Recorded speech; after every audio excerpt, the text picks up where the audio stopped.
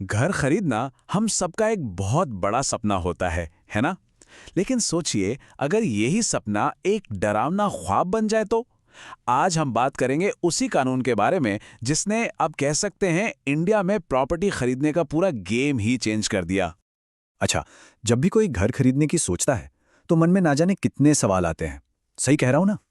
अरे, builder time पर possession देगा या नहीं?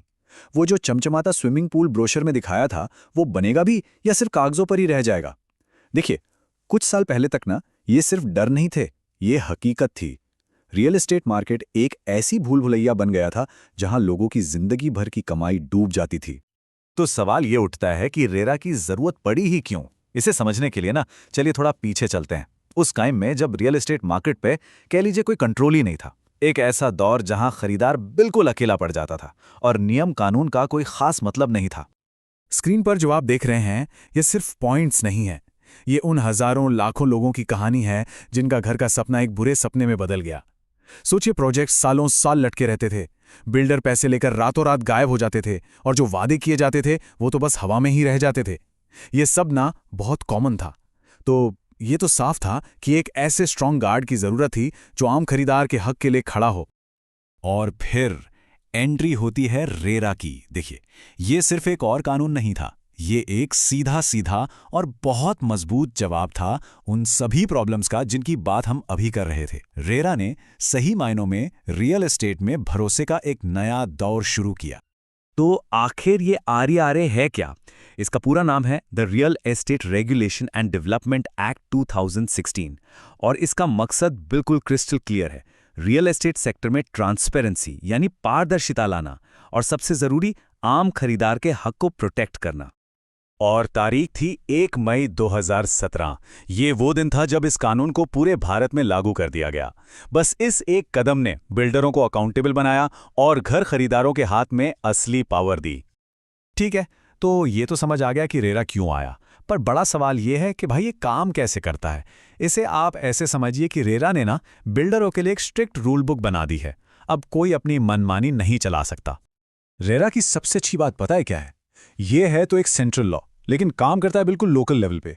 मतलब हर स्टेट की अपनी रेरा अथॉरिटी है। जैसे महाराष्ट्र में महारेरा, यूपी में यूपी रेरा, और ये अथॉरिटीज अपने अपने राज्य के हर प्रोजेक्ट पर बास की तरह नजर रखती हैं।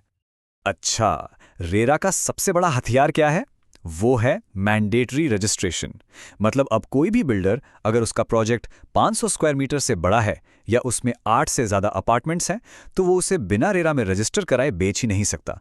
और रजिस्ट्रेशन का सीधा मतलब है सारी की सारी जानकारी पब्लिक डोमेन में। लेआउट प्लान से लेकर प्रोजेक्ट कब खत्म होगा, सब कुछ रेरा की वेबसाइट पर डालना पड़ता है, जिसे कोई भी कभी भी चेक कर सकता है। तो मतलब बिल्कुल साफ है, एक अनरजिस्टर्ड प्रोजेक्ट में पैसा लगाना समझ लीजिए अंधेरे में तीर चलाने जैसा है, कुछ नहीं पता। और वहीं एक रजिस्टर्ड प्रोजेक्ट आपको कानूनी सुरक्षा और पूरी ट्रांसपेरेंसी की गारंटी देता है।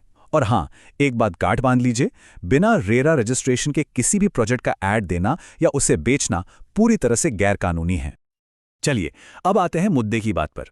सबसे जरूरी बात कि एक होम बायर के तौर पर रेरा से कौन कौन सी सुपर पावर्स मिलती हैं। देखते हैं क्या हैं वो नए अधिकार।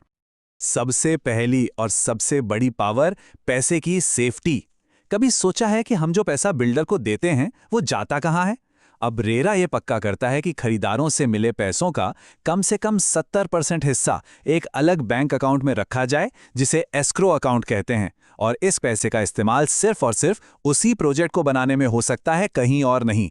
मतलब फंड्स को यहां से वहां घुमाने वाला खेल अब खत्म। घर मिल गया, उसके बाद क्या? कोई प्रॉब्लम आ गई तो रेरा आपको देता है पूरे 5 साल का सेफ्टी कवर। मतलब अगर घर मिलने के 5 साल के अंदर भी कंस्ट्रक्शन में कोई भी बड़ी खराबी निकलती है ना, तो ये बिल्डर की जिम्मेदारी है कि वो उसे बिना एक भी पैसा लिए ठीक करके दे। और मान लीजिए बिल्डर अपनी जिम्मेदारी से भागने लगे तो क्या? आप सीधे रेरा अथॉरिटी में शिकायत कर सकते हैं। और बेस्ट पार्ट पता है क्या है? अब सालों साल इंतजार नहीं करना पड़ता। रेरा को ज्यादातर मामलों में 60 दिन के अंदर शिकायत को सॉल्व करना होता है।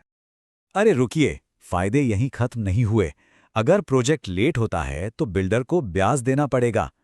अब सुपर एरिया के नाम पर कोई धोखा नहीं दे सकता, क्योंकि अब सिर्फ और सिर्फ कारपेट एरिया की बात होती है।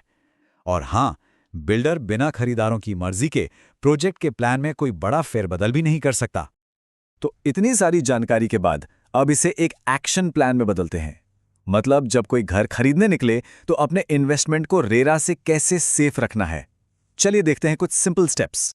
एक बात और, रेरा सिर्फ बायर्स के लिए ही अच्छा नहीं है, इसने उन बिल्डरों को भी फायदा पहुंचाया है जो ईमानदारी से काम करना चाहते हैं। देखिए, जब मार्केट में ट्रांसपेरेंसी बढ़ती है तो लोगों का भरोसा लौटता है। इससे एक ज्यादा प्रोफेशनल और भरोसेमंद माहौल बना है, और इस भरोसे को बनाए रखने के लिए अपना होमवर्क करना बहुत जरूरी है। तो ये रहा 3 स्टेप रेरा सेफ्टी चेक। इसको तो बस रट लीजिए। नंबर 1, बिल्डर से प्रोजेक्ट का रेरा रजिस्ट्रेशन नंबर मांगें। नंबर 2, अपने स्टेट की ऑफिशियल रेरा वेबसाइट पर जाएं। और नंबर 3, उस नंबर को वेबसाइट में डालकर प्रोजेक्ट की A to Z जानकारी खुद चेक करें। यकीन मानिए, ये छोटा सा काम एक बहुत बड़े धोखे से बचा सकता है। तो अगली बार जब कोई अपने सपनों का घर देखे ना, तो बस एक पल रुककर अपने आप से ये सवाल जरूर पूछना चाहिए, क्या ये घर रेरा प्रोटेक्टेड है? क्योंकि ये एक छोटा सा सवाल किसी के सबसे बड़े सपने को हकीकत बनाने का सबसे सेफ रास्ता है। हमें उम्मीद है कि आज का वीडियो आपको पसंद आया होगा।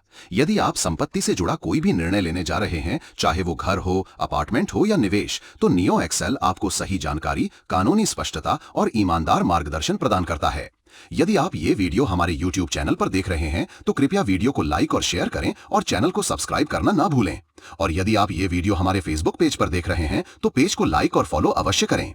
यदि आप लखनऊ में घर खरीदने का प्लान बना रहे हैं या लखनऊ में किसी अपार्टमेंट या प्रॉपर्टी की तलाश कर रहे हैं तो डिस्क्रिप्शन में दिया गया गूगल फॉर्म अवश्य भरें। लखनऊ में मौजूद हमारी टीम आपसे शीघ्र ही संपर्क करेगी।